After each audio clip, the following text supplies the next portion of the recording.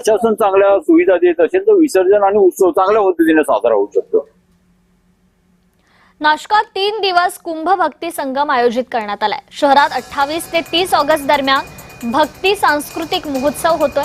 मुख्यमंत्री फडणवीसांच्या उपस्थितीत 28 ऑगस्टला या कार्यक्रमाचा शुभारंभ होईल.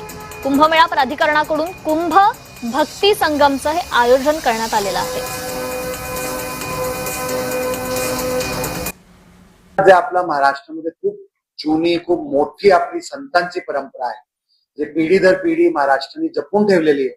त्या संतांच्या मार्फत दिलेला जे काही आपली शिकवण आहे, जे काही आपल्या त्याच्यामध्ये ज्ञान आहे आणि कुंभची जी आपली फिलॉसॉफी ती कशी एकत्रित आहे, एकसारखी आहे, शेवटी त्यांच्या दोघांचा ध्येय आहे, त्याच्या मागची ही संकल्पना आहे. आणि म्हणून आपण 28, 29, 30 ऑगस्टला ठक्कर डोम येथे माननीय मुख्यमंत्री महोदयांच्या हस्ते त्याच्या इनॉग्रेशन साठी माननीय मुख्यमंत्री महोदय हजर राहणार आहे. आणि त्याच्यानंतर त्याच्यामध्ये कीर्तनचे कार्यक्रम आपण घेतोय. तपोवन वृक्षतोड प्रकरण फास्ट ट्रॅकवर घेण्यास मान्यता देण्यात आली आहे. नाशिक